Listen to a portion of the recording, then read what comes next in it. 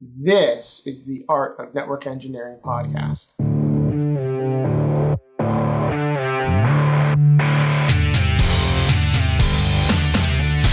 this podcast, we'll explore tools, technologies, and talented people. We aim to bring you information that will expand your skill sets and toolbox and share the stories of fellow network engineers. Welcome to the Art of Network Engineering. I am AJ Murray at No Blinky Blinky.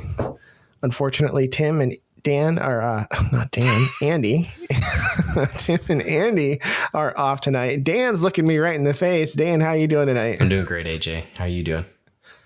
Dan at Howdy Packet. I'm doing well. What's new in Dan's world? Oh, just doing some electrical around the house and, that kind of stuff. Working with some data domains. I don't know if you're familiar with those or not, but I have ever touched a data domain in my lifetime. Yeah. Fortunately, I don't have to touch them that much. I just got to network them.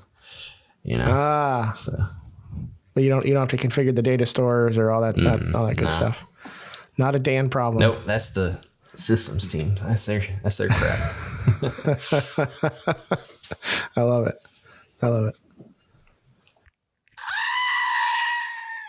And now it's time for the wins this week. Winning in our Discord channel is Yao. They passed their Encore exam. Congratulations. River passed the Red Hat PE 124. That's the preliminary exam and system admin. Andy passed the Palo Alto PC NSA. Congratulations. Flubba Dubba Phil passed the NSolid exam. That's the Enterprise Design exam to complete their CCNP Enterprise. Huge congratulations. IPv4 passed the AZ900. Andrew Roderos passed the GIAC, which is the Global Information Assurance Certification. Robin C. passed the SSCP. Congratulations, Robin. Andre passed the GNFA. Reno passed the NSE 5, and Gibson passed their AWS Cloud Practitioner. Congratulations to everybody winning this week. If you want your win read, you can sign up in our Discord channel. You can go to artofneteng.com/IAATJ for It's All About the Journey. Join our Discord and drop your win in our winning channel. A big thank you to our new Patreons this week. To Jeremy Sanders, thank you so much for your support of what we do here on the Art of Network Engineering podcast. And thank you to all of our listeners. We couldn't do what we do without your support and enthusiasm. Thank you so much for listening to the podcast. Now back to the show. So I am very happy that we have a guest this evening. Our guest joins us. You probably have heard the name if you hang out in our Discord at all. He joins us every week when we record on our Patreon chat. I am very excited to have Chris Denney here with us tonight. Chris, thank you so much for joining us. How are you doing? I'm doing great. Thank you so much for having me. Hey, like I said, I'm so happy to have you here. Why don't we start off with, what do you do? So I am a network admin for a transportation company. And on top of network admin, I feel I'm a bit of a generalist as well. Outside of that, man of many hats and even more titles, I guess. So yeah. But are you master of anything yet? No, unfortunately not, but I'm hoping to change that. Me and you, we're the same, nice. Man. We're the same. We're in the same Jack of all trades, master of nothing. Exactly. That's how I live my life. So when you say generalist, like, what don't you touch? I assume that's the shorter list.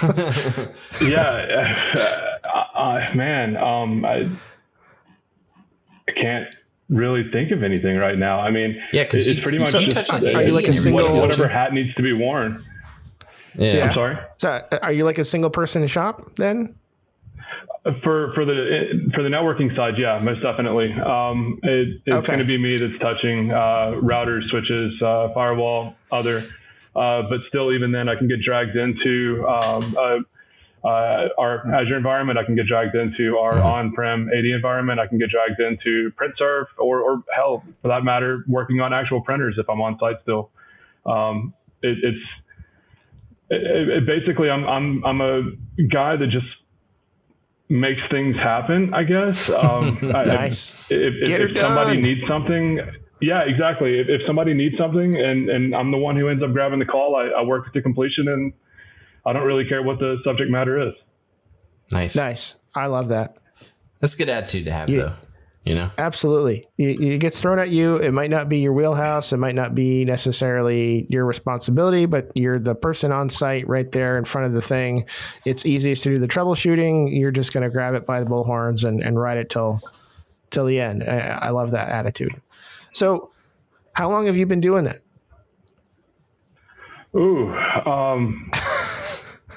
2008, 2009-ish is when I got into IT. Okay. All right. I'm relatively late in the game, to be honest with you. It wasn't originally something I really thought was a path available to me, to be honest with you. Really? Okay. What was the original plan? Like before you found your way in IT, did you have like a original plan? Yeah. What did you think you were tracking towards? Or what were you doing? You know, man, so I didn't really have a direction. When I graduated high school, I figured I wanted to travel a little bit, and almost immediately after I made that decision, I got called by a coach for a team. Local community college was looking for a keeper, and I play soccer, in case you didn't pick that up, or you haven't seen me talk about it 1,000 times in the Discord channel. So a local coach called me up and said, "Hey, we need a keeper. We'll gladly pay you to come to school here if you'll play." And I took him up on his offer. So I didn't really have a direction, even in school. I just, hey, I'm here to play soccer, and also if I have to go to these classes, I guess I will. And then when the soccer scholarships ran out, I just took whatever random jobs were available to me. I still didn't necessarily have a direction. I've done a lot. I've laid asphalt. I've worked for the local sewage department for the city that I lived in.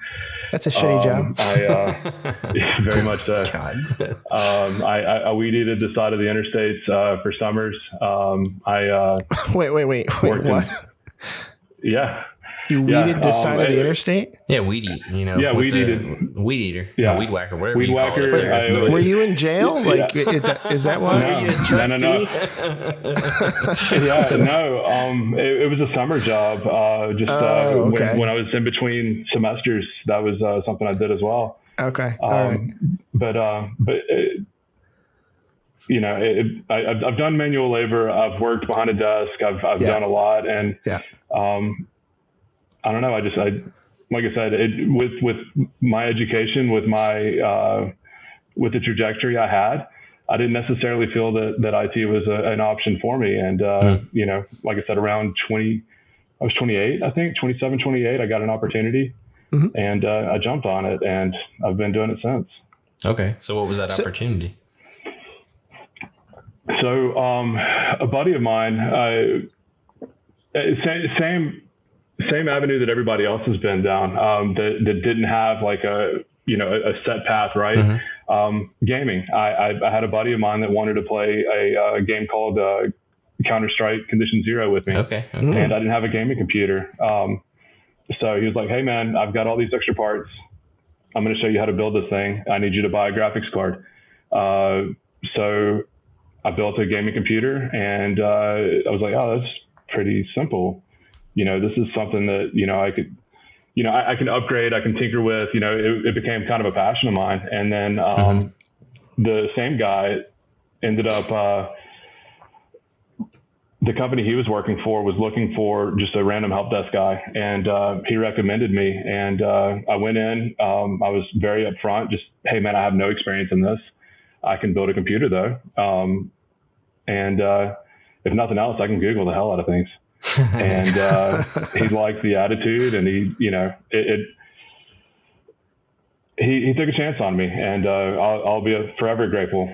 Sean, I'll name you. You're an amazing man, and thank you very much for the opportunity for letting me work my way into this field.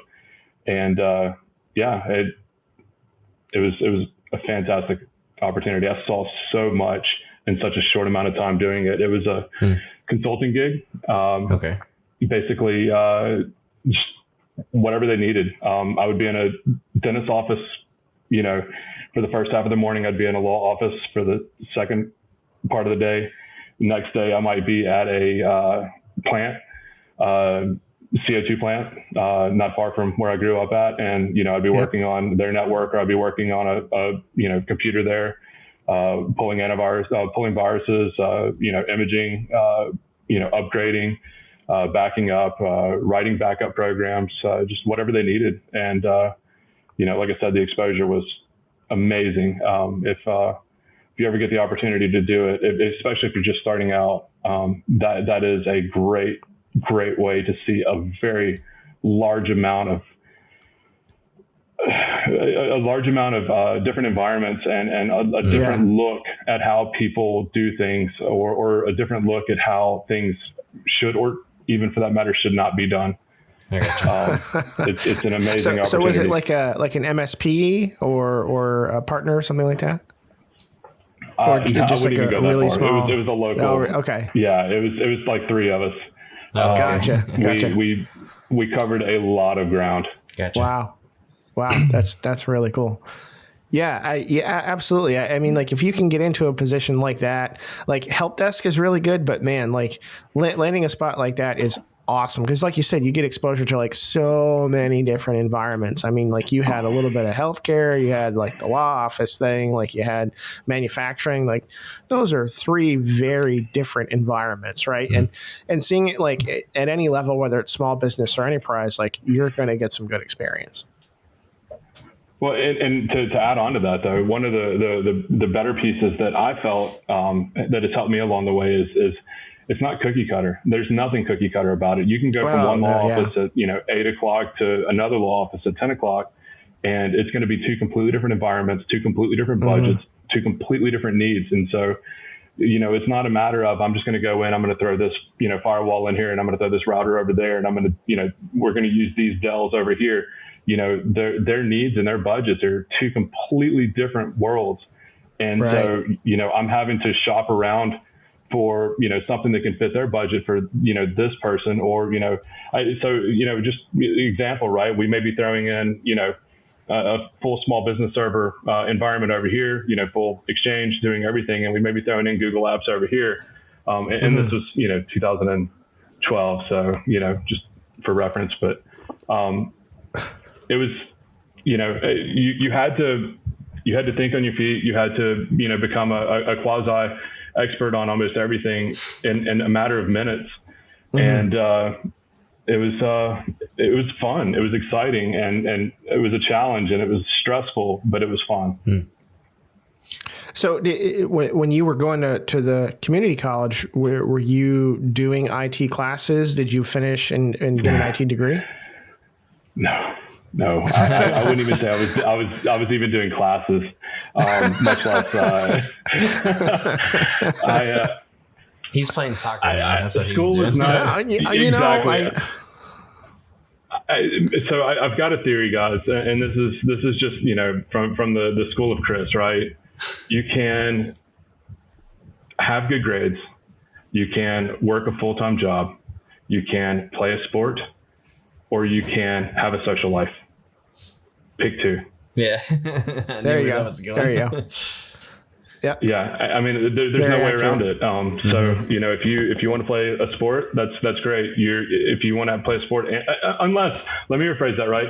Unless you are one of the most dedicated people in the world, right? Like you have to have that level of dedication that is like second to none. There are people out there that can do it, but like mere mortals like myself, not possible. I wasn't capable of doing it. And, I'm pretty good at taking tests, and I'm pretty good at retaining information. But I was not capable of waking up at 7 every morning, or 6 sometimes, and then going running, going to class, getting, a full course load, and then training again. And then from there, hopping on a bus, going all over the state of Mississippi and, trying to play a game and do my homework, and then also try to play and have fun. And, it wasn't something I was capable of doing. But, like I said, there are people that are. It wasn't me, though. So to answer your question in a very long-winded way, no, I did not get a degree in college, unfortunately. And to be honest with you, in my adult life, that's my biggest regret was that school beat me. Okay. All right. So if for whatever reason I ever become a millionaire, I may go back and, try to work my way through school, but it's good Lord, man, school is so expensive right now. No joke. I'm still paying for mine. Yeah. So, all right, cool. You went to school, you didn't finish the degree. No problem. That happens. You still landed in IT. Since then, have you gotten any certifications? No. To be completely honest with you, I haven't. I struggle with a lot of what everybody else struggles with. And that is, I get excited about the next new flashy thing every single time. Mm-hmm. And so, like right now we're looking at Palos and I'm like, oh my God, PCNSA, I've got to do it. Chuck Keith, I got to have it right now or I'm going to lose my job, And so that's great. And then I see somebody in the Discord channel talking about, CCNA dev. And I'm like, oh my God, that'd be great. I could automate everything. That's all the things. And so like, I'm all of a sudden hopping on that CBT nuggets and I'm just like, this is so much fun. And then my boss is going to go, hey, by the way, we're also doing this thing over here. And I'm going to go, oh, I got to go over in this direction now. And I struggle with it so bad, but I don't know. I'm looking for a study buddy, guys, for the PCNSA right now. Study buddy, accountability buddy. If anybody wants to join up, let's do it. Oh, I have to do that soon. I'm doing my Google Cloud practitioner right now, or not Google Cloud, Amazon Cloud practitioner. I got to get that done. I get the test on Thursday, and then right after that, I'm jumping into the Palo stuff. Oh, AJ, fantastic! Let's do it. Yeah, that's awesome. Yeah, I'm excited. We can doing be some Palo fun stuff. buddies. As I'm wearing a Cisco shirt. It's okay. My Palo shirt's on order. It's fine. It should be here next week. Everyone. You sent me the shop there, so nice. Too good. So all right. So no degree, no certs, still working in IT. I love it. This is not the usual story we hear. It's not impossible, obviously, but this definitely does not fit the mold that we've heard in the past. So how did you get the jobs that you've gotten over the years? And it sounds like maybe a little bit of networking, as a lot of people do. And you definitely are a hard worker. You're committed to what you're doing. So I think just being you got you where you are. I excel at soft skills more so than I do on technical skills. That's for sure. That's huge. Yeah, no, it is. It is. I can talk myself into almost anything, and that includes trouble. It is truly a blessing and a curse. But I have always had the ability to sell. I have done sales at one point in my life, and I don't know. It's being able to communicate on all levels, being able to communicate no matter who's in the room with you at those levels as well, whether you're in an executive office, whether you're in the shop with a bunch of mechanics, being able to talk, quote unquote shop is one of my biggest assets, and I use it well. And so if I'm talking to the secretary of the CEO, I can immediately pivot and talk straight to him or her as well. And jump my way into those conversations quite easily. But yeah, I've gotten a lot of the jobs that I have through, especially with the help desk side. I mean, help desk is, in and of itself, customer service, right? It's a very technical customer service, but it is customer service. Yeah. And so, being able to communicate, being able to reassure the user, what I'm doing, why I'm doing it, and how to also, relay to them what needs to be done moving forward or what not to do moving forward. and make them feel good about themselves after that. That's something I've always been able to do as well. And so, I got the IT job. I was able to talk my way into it, the very first one. And the job that I'm in right now, it started out as a help desk job as well at the company that I'm in. And I got that through a recommendation from a client that at the first company I was working with. I've had 2 IT jobs at this point in my career, and the consulting company and then the company I'm at now. And both of them came through recommendations from somebody. Okay. All right. So that was going to be my follow-up question. So we talked about the consulting company, and so you went directly from consulting company to where you're at now. So let's dive into if I heard you right, it came from a client recommendation at the first company. So is this company a client of the first company? No. Okay. The head guy at the company that I'm with now, his wife recommended me for a job at this company. She knew that I was looking to move up, to put myself in a position to grow. And so when this opportunity came along, and not the role that I'm in currently, but the opportunity at the company that I'm with right now, when it came along, she recommended me, and I got in touch with my boss, and hey man, I'm looking to move up. What do you have available? And I moved into a role as a quote unquote computer operator for him. Okay. So, which is glorified help desk. Gotcha.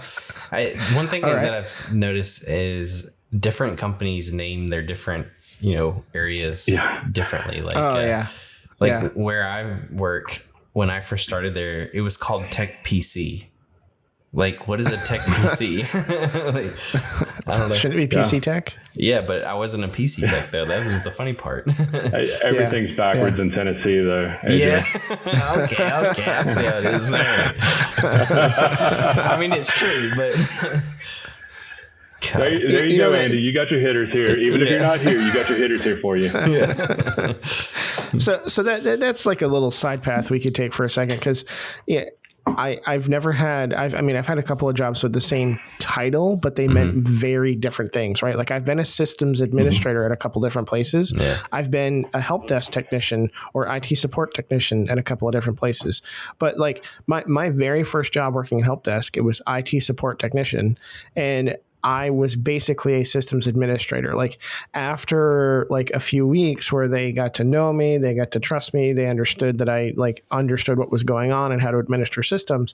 They gave me access to a domain admin level account, and I was doing system administration as part of my help desk role. Now we had sysadmins, but in order for me to, troubleshoot certain issues or resolve certain issues, I had to have access to that admin level account. Yeah. Now, flip side, step to the next job where I was an IT support technician, still help desk.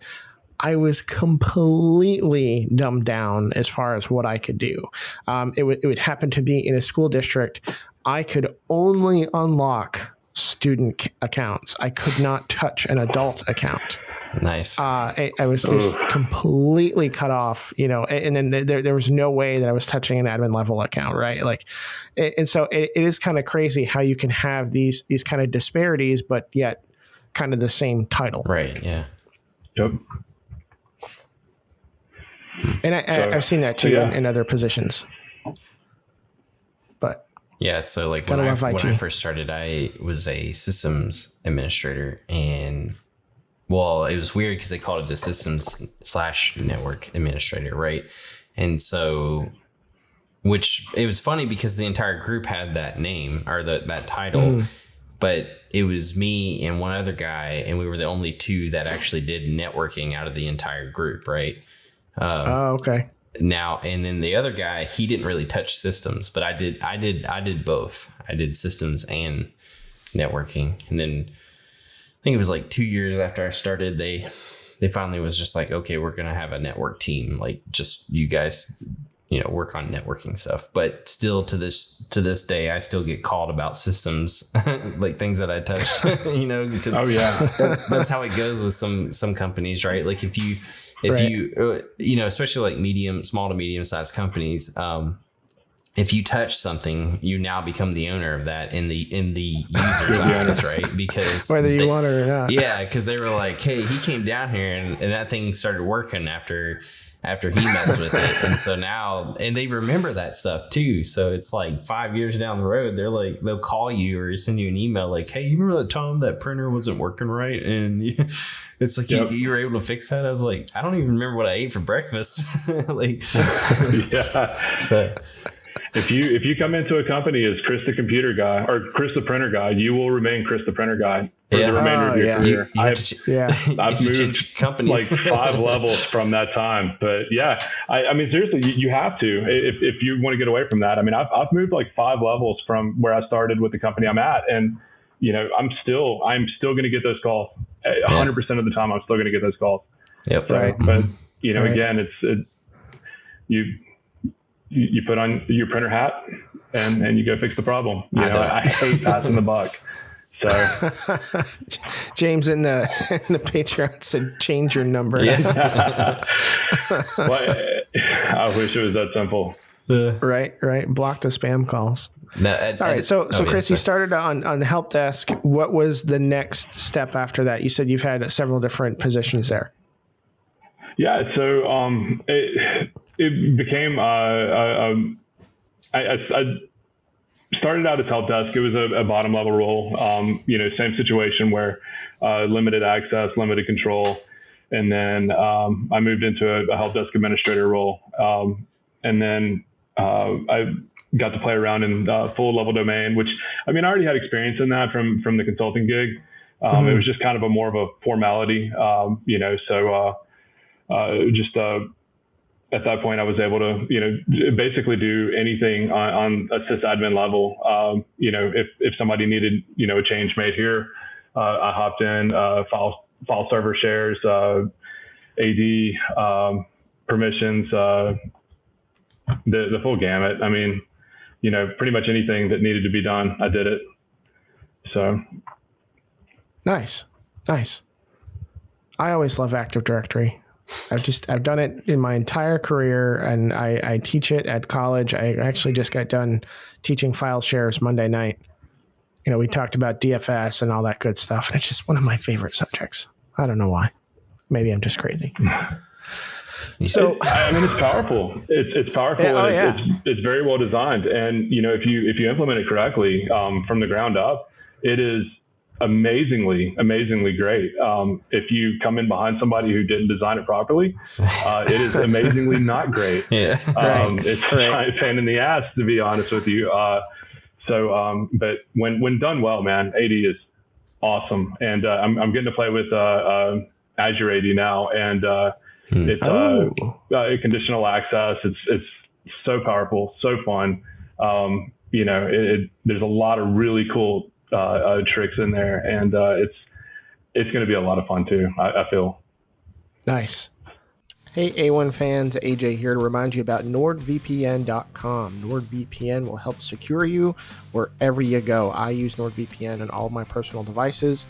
Whenever I'm out and about, I just go into the NordVPN app, hit quick connect, and away I go. Nice and secure. Don't have to worry about prying eyes, anybody looking at my connection. If I choose to go work from a coffee shop locally, or even while I'm traveling, if I bring my personal devices, I will use NordVPN to help keep things safe and secure. I'm using NordVPN right now, and there's no degradation in my signal. Everything looks good when you guys watch us on the live streams. So I can't say enough good things about NordVPN. They have some great additional services included with their VPN product. They'll scour the dark web for your credentials and see if they've been involved in any sort of hacks or anything. And then if they have, they'll let you know, and you can go change your passwords and do whatever you need to do to help keep yourself safe and secure. They also have a mode that will block any websites or ads known to possess malware, and they just have general ad blocking anyway, because who wants ads? As I record an ad. Anyway, if you want NordVPN, and you do, go to nordvpn.com/TLDR TAONE for the Art of Network Engineering.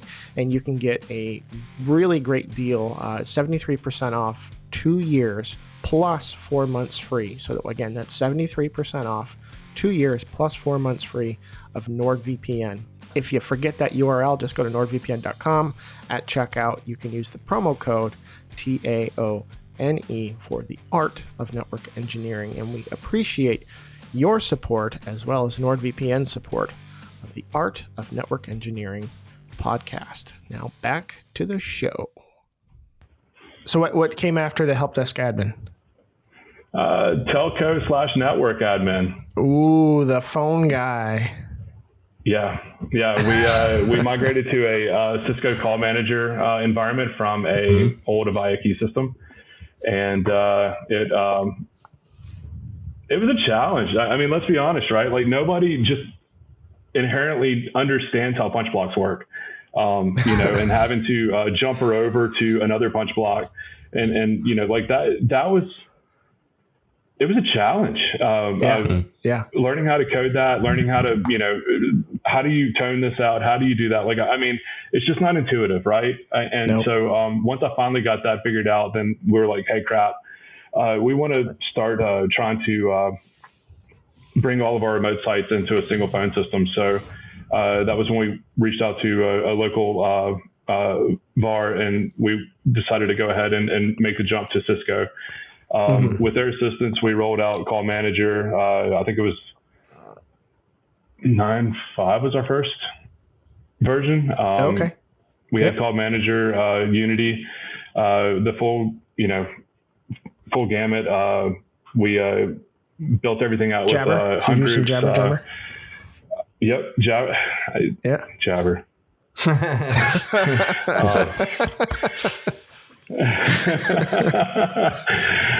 You get it. Yeah. So it was fun. And then we also after a while we realized that we did not fully understand what we were doing, and deployed a call center environment as well. So we tried to go, try to build it all out with Hunt groups and the queuing system that's built in there. But we have such a high call volume for some of our departments, and it's just the reporting levels weren't there. And, instead of going out and buying a third party product, or paying for a third party product over here with, a third party, why not just go ahead and purchase out purchase a product directly from Cisco that allowed us the queuing that we need, the reporting that we need, and then also the customization that we needed as well. So I got to learn how to do some scripting and use CCX, and that was fun too. So in all of that, I'm working with consultants because going from zero experience and all of that to, it's now my responsibility was way too much in a matter of, months. So I got to work with consultants, some amazing consultants to help me build all of this out and ensure that we did it the right way every time. And so, yeah, that was an experience. So when you were working with consultants, were you like learning during that phase? Like, because anytime I've worked with consultants, I've always like learned something from that experience, right? Just curious. So yes, 100%. I always make sure that they send me notes on everything that they do. That way I can go back over and first off, just make sure that it was done. That what they said they did is what they did. I get you. Not saying they would or wouldn't, but it's just good practice, man. You know, keep honest people honest. Second off, if with the workload that I had or have, I'm not going to be able to sit there and stand over their shoulder and watch them type it out. Also, because I'm remote, but so yeah, send me notes on what you did. I want to be able to look at it. I want to, have a better understanding of how you did it, but also why you did it too. And so, I'm constantly pestering these guys, just, hey, why are you doing that? What was the intended goal here? Did we achieve the intended goal? And if we didn't, what was our fallback? And, just those dumb questions over and over and over again. And they were very kind to answer every single one of them. Gotcha. That's always good when you have a consultant. So I wanted to ask if you could put some numbers around, like how big is a company? How big was a call center? Just trying to understand, scale. So company, because we're a transportation company, if we include drivers, that's a significant number, but that doesn't actually a genuine number. As far as like in-office workers, is probably around 350-ish. Okay. So when you say the drivers isn't like a genuine number, is it because they're like I don't want to say consultants, but are they like 1099 drivers, or do you mean because they're not knowledge workers? They don't have a computer. They don't. Exactly. That right there. Okay. All right. They're not going to be an in-office worker. They're not going to be a resource that I have to account for whenever I'm building out any systems. Gotcha. Okay. All right. Hey, I don't know what they're putting in the 18-wheelers these days. You see everybody show up with some sort of a touch screen, symbol, Motorola, iPad, whatever. Yeah. Who knows what they're doing in there. Kind of like the delivery drivers with their tablets that they have and whatnot. Yeah. Yep. Yeah. Something to think about. Logistics is fascinating. It really, really is a fascinating industry. How things, not only just how you determine how things are getting there, but like the actual process of getting things to and from too. Right. The very, very, very, very smart people work in that industry, and it's black magic to me. I can totally understand how you load a truck and drive a truck, but the thought process that goes behind how much are you going to charge for it? How are you going to get it? What route are you going to take? Have we accounted for weather? Have we accounted for, fuel shortages? Have we accounted for, driver availability in that lane? And those are only like very, very small. That is my dumb brain, giving you off the top of my head the scenarios that I can think of, not actually in the industry. I'm working IT in the industry. Yeah. It's insane what those people do, and it's black magic to me. The bean counters, right? as Amy calls them. So from your consulting experience, past life, is there, because I've never worked in transportation, so I'm trying to understand, like, what other vertical have you worked in that seemed the most like transportation or logistics? Man, it's wholly unique. But the people are very similar. Like the stuff I work with, the computers, the systems. Honestly, at the end of the day, it's no different than anybody else's, right? The human factor need is not all that different than any other industry, in many regards. Obviously you can, go into a very custom environment for the truck, and that's unfortunately something that I don't tinker in. Or the satellite systems, or whatever other systems that we may be using, the cellular systems to reach out to the trailers or to the trucks themselves or to the drivers and all of that. Those are things that are wholly unique to the industry, I guess, ultimately, but that's not necessarily my domain. For the moment anyways. However, the systems that I do play in, or work in for that matter, they're not. And again, I think that boils back down to, what I talked about with the people that I work with. Where I'm at in my role, I still deliver a product to a user, whether that be internet, whether that be, phones, whether that be, and that's how I envision it. I'm not so far removed to where I'm sitting, at command line all the time and, making changes and pushing ones and zeros through tubes. Like I'm still seeing the direct results, and I'm talking to the people that are affected by it every day. And so I see it as a very similar product to what I was delivering when I was a consultant. Mm-hmm. Yeah, absolutely. I hope that made sense. No, it does. It does. One of the things that like kind of bugs me, I guess, is when people say like, oh, I don't want to be customer facing. And it's like, well, you're always customer facing. You know, you might not be working in a retail store with customers per se, but like everybody is your customer, right? Like I'm a consultant. I'm an engineer that works at a partner. The project managers are my customers. The other engineers are my customers, and my customers are my customers, right? Like I have to keep all of those people happy in one way, shape, or form. And so I don't differentiate, right? Like I don't think there's any difference there. I think so.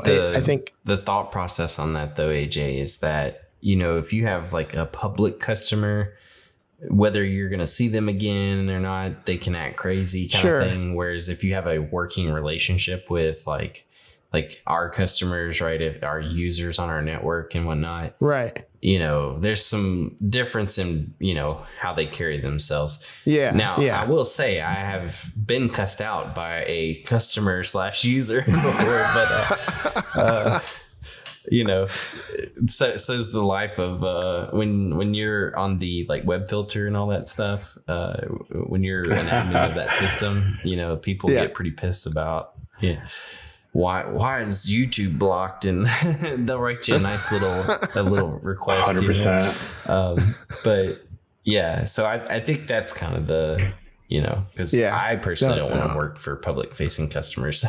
Sure. I've worked in retail, so. But definitely don't. I don't know. Where I'm at and you know, the things that I do, one of my responsibilities, let's say we turn up a new site, right? And I evaluate what type of resources we have available to us, what type of infrastructure is actually in the area. You can only imagine where you would rather have a significant amount of trucks hanging out at a large amount of time. They don't necessarily allow us into the nicer areas with the nicer fiber and, you know, all the nicer infrastructure there. So we end up in some pretty rundown industrial areas. So, you know, what kind of options do I have? Are we going with a dedicated wireless option? Are we going with broadband? Are we going with a, you know, dedicated internet, dedicated fiber? What do we need? What do we have available to us? So start from the ground up, and then I'll assist with the structured cabling design. I'll actually assist. I will design the structured cabling, and then from there I will sub that out. Okay. I'll design the wireless. I'll sub that out, and then purchase hardware, program hardware, install hardware. During all of that, communicating with the head of that department, the terminal manager, the office manager, whichever it may be. My goal is to make sure that the move or the setup is the very last problem that they have, right? They're going to have personnel issues. They're going to have, you know, getting crap to and from new location or you know, to new location. I don't want, is my internet going to be up to be an issue? Or are my computers going to be working? Is this going to be none of that is a concern of theirs. From beginning to end, I handle all of that. You know, I'll work with my help desk team to make sure that we have the computers available, programmed, ready to go. And then if, you know, push comes to shove, if I'm the only person in that area at the time, because I was setting up the network, I'll set up the PCs too. Okay. 2 weeks ago, I was in Rogers, Arkansas, setting up PCs. The week prior to that, I was in Jackson, Mississippi, setting up PCs and TVs, you know, as well as testing network and making sure everything was going. So, wow. You know, again, it's a product, right? Yeah. So this is another side of our world, I guess you want to say, that that is kind of newer to me, right? Like a lot of people are constantly doing these, you know, new circuit turnups and stuff like that. Andy talks about it all the time. Every time, it's like every week he has a new circuit that he has to turn up. So how often is that for you? Because like where I work, we might have 5 new offices in a year, right? Like, so not a whole lot of, you know, turning up per se. So what is like that frequency for you? So this year, we kind of got the overflow from last year too. So, and furthermore, construction delays and, cost issues and et cetera, et cetera. I mean, there's a full, thing going on in the world if y'all haven't noticed, and it's made my life a living hell. Yeah. It's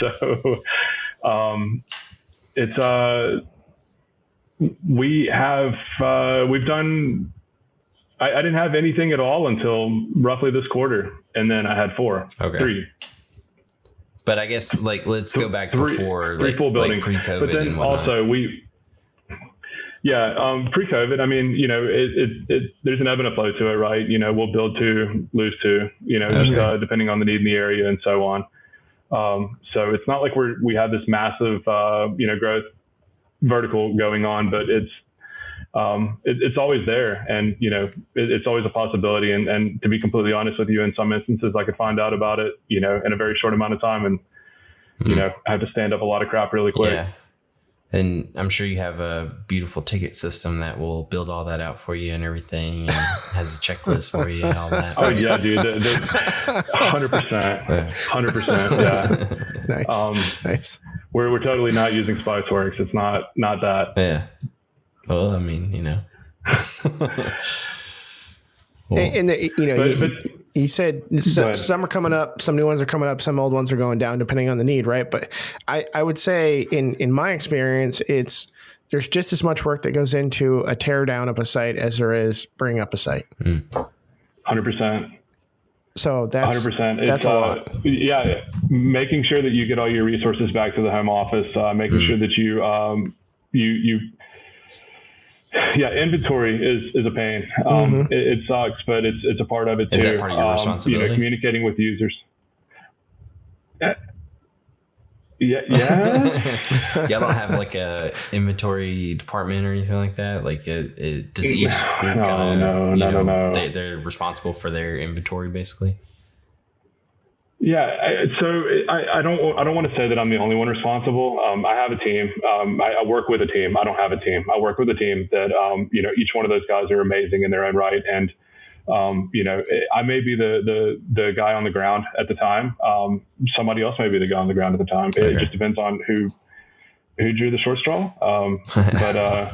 But yeah, sometimes, you go out there, you inventory everything, make sure that, we're getting it all packaged up. And then sometimes it's a really small site and, hey guys, can you just take the stuff to UPS and have them pack it and send it to me? And then, we're getting it and inventorying it back at the office, at the main office. So, it's a different challenge every single time, depending on, the size of the office, the location of the office, the proximity of the office to, any other resources that we may have available, somebody else that may be available in that area. Trying to, sub out some of the stuff. We have some, structured cabling guys that we trust. I'm sure you all have done this too. You build a relationship with a company and, that's your guy, but they're not always available. And so now you're having to hire a company you've never used before, and you're calling around, asking anybody and everybody, reading reviews and, doing your research. And, it's a different challenge every time. And you're exactly right, AJ. You hit the nail on the head. Whether it is a build up or a tear down, it's fun. Right. Challenging, but fun. Right. So with everything going on, what technologies do you target or do you currently use to help you, meet all these ever changing demands?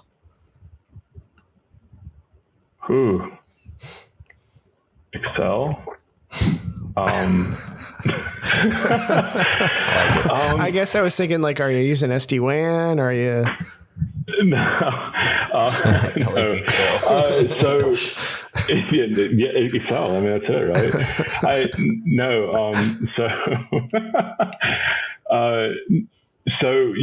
We use, we have a ASC network through AT&T. We have partnered, our parent company is actually partnered with AT&T, with an AT&T team, I should say. And we've got a great relationship with them. They work very hard for us. We beat them with sticks and whips and make sure that they stay in line, but they work really hard for us. And I would love to say that we have an amazing SD-WAN network built out. We don't. It's just not something that we can justify right now. We don't have the size, we don't have the complexity, we don't have the need. It would be amazingly awesome though, because also that means that sometimes I'm having to wake up at 3 o'clock in the morning to manually flip over a network, to the backup circuit. But it's coming. It's just not there yet. Sure. But yeah. So one thing too is we have to realize that we're living in the real world, right? Like just because someone comes out with some fancy technology, not everybody can just migrate to that right away, So well, sure. The only reason why I jumped to that was because of the circuits that he was talking about, right? Like, in those areas where you typically see logistics places, like you said, you're not going to have the greatest internet connections there. So I'm thinking like SD-WAN, broadband connections, cellular, just throw it on there and it builds the tunnel back to home. But if you have a relationship with an ISP like that, if you have, if you're doing enough business and you have the kind of clout where you can get a team, like not everybody can get a dedicated team from an ISP. So that's fantastic that you have that resource and they can help you provision and deprovision circuits as and when you need them to. So that's a game changer, right? Like if everybody had access to that, nobody would need SD-WAN. There's that. Well, and to be fair though, I mean, we have fiber cuts just like everybody else. Sure. It last mile doesn't care how connected you are. They don't care. Those fiber finders don't care. And so fiber finders. We have broadband that we back up to, or a dedicated internet circuit through a third party. We jump different types of services based on what's available in the area. But as far as having a smart box out there that can handle, making the transition right now, we just don't have it built out. We haven't invested in it, to be honest with you.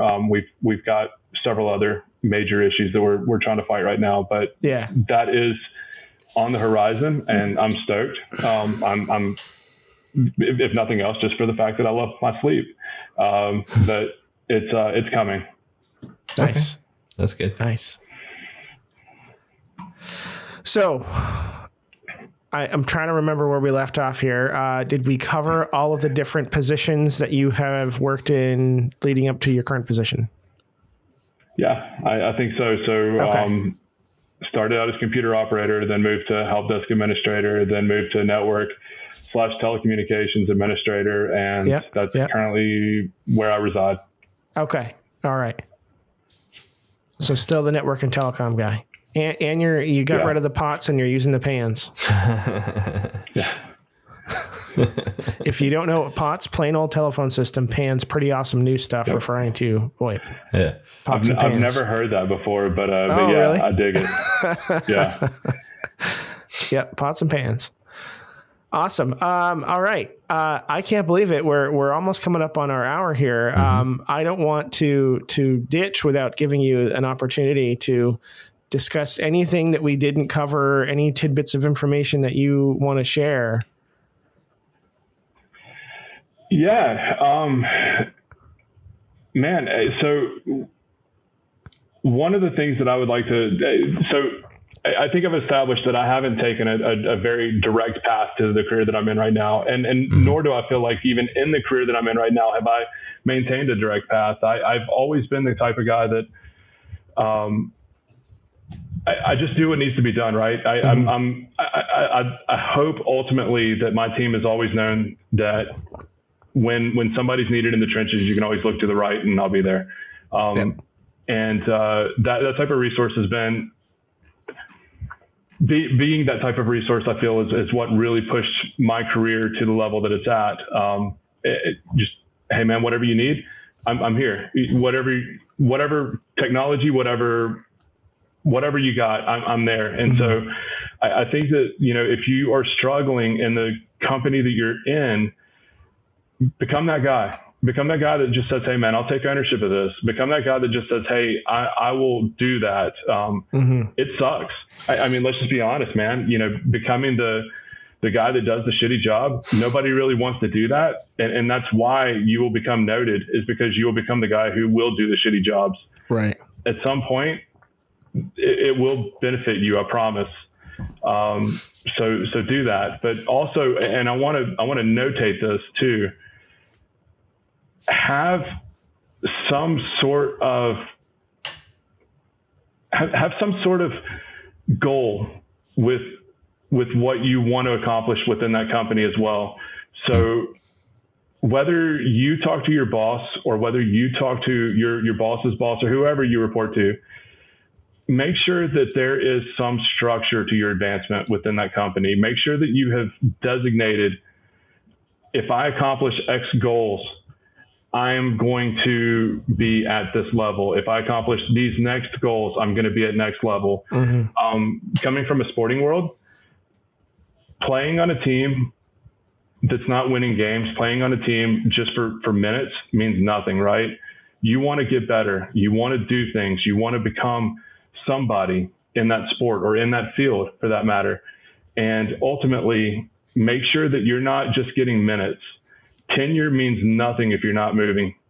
So just remember that, guys, and gals for that matter, that you need to have a goal, you need to have a direction, and you need to make sure that you're continuing to push towards that. I love every bit of that, Chris. I think you hit a lot of solid points. Being the person that is willing to do anything is going to yield you a ton of great experience. And I can, give you another example. So I just started a new position in the last week. I'm sitting down with my new manager and we're going over a skills matrix. So what technologies are you comfortable with? And we go through this thing. It's just like, hey, look, man, I'll try anything once, like I'm not afraid to like, have I ever touched that? No. Am I willing to touch that? Yes, absolutely. If something's going to come my way, I would love to take a shot at it. I personally never touch Palo Alto firewalls. Do I want to? Absolutely. Ooh. So, when we're talking about the skills matrix, and he asked me, do you have experience with that? No, I don't, but I want to do that, and so sure enough, within 24 hours, I get a job, they come at me like, hey, we got this Palo opportunity coming up in December. Do you want to try it? Like, hey, that's plenty of time for me to get some training in to be able to be prepared for that later on. So being open to trying new things, tackling problems that nobody else wants to solve, you're going to get some great experience learning how to troubleshoot stuff, and you're just going to get some great experience on, if nobody else wants to do it, there might be a good reason why. We'll say that, but be that person that, and then you're just going to learn so much from that experience. I love it. That's wonderful. I agree. What else? I feel like I cut you off there. I'm sorry if I didn't. No, not at all. I appreciate the reaffirmation. I know that, again, I don't have I don't have the degrees. I don't have the certs. I don't have the amazing, experiences. I'm not working for Cisco. I'm not working for this massive VAR. I'm not doing these amazing things. But what I do have is a lot of experience in dealing with people and an amazing work ethic. I feel that is going to continue to push me into the next direction. And to hear somebody that is at a level such as yourself, confirm and reaffirm that how I feel and what I'm doing is the right thing, is the right direction. Yeah, absolutely. It's invaluable to me. So thank you so much for doing that for me. You're knocking it out of the park. I mean, you may not have the certs or degrees or whatever, but what you have are skills that you can't be taught, right? Like you have the soft skills, you have the drive, the desire to want to learn something new all the time. Like that's stuff that they don't teach in college. They can't they can't teach in cert books, right? Like that's in you to want to do that. And that is a huge part of this industry. And like, forget everything else, right? Like if I find somebody that has those kind of qualities and I'm in a position to hire them, I will take them all day long over people that have degrees and certs. Because all that tech stuff can be taught. That soft skills, that drive, that can't be taught. I can't make you want to show up to work every day and do the stuff that nobody else wants to do. So you come at me with that, like you're extra hireable in my book. So you're killing it, man. You're doing a great job. I love the tidbits that we've pulled out of this story tonight, and I hope that anybody listening takes this to heart, like absolutely to heart. Like, be more open-minded, have the drive. Soft skills, like if you're not somebody that, I wouldn't go so far to say that soft skills can be taught or learned, but I think more than anything, they can be practiced, right? Like if you're feeling uncomfortable having conversations with people, then have more conversations with people. Put yourself in those uncomfortable positions, and then you just end up getting more comfortable with it. You learn how to navigate those conversations, those topics. Or join a podcast. That's one way to do it. Yeah. Can't have too many networking podcasts, so I don't want that. You know. No, I'm just kidding. Awesome. Chris, this has been a ton of fun. I'm trying to think. I think that's like the best way to put a bow on it. Dan, any last minute thoughts from you? No, I think both of you guys nailed it. So I don't want to bring that hype down on any. Don't bring it down. Not at all, man. All right, Chris, anything else from you? No, thank you again for this amazing opportunity. It's been an absolute blast.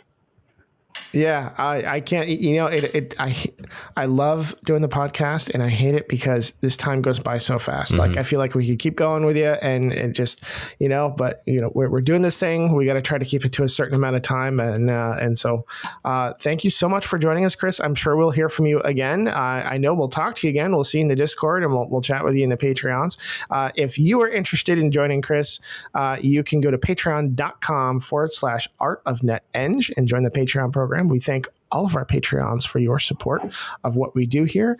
You can also join our Discord. You can go to artofneteng.com/IAATJ for It's All About the Journey.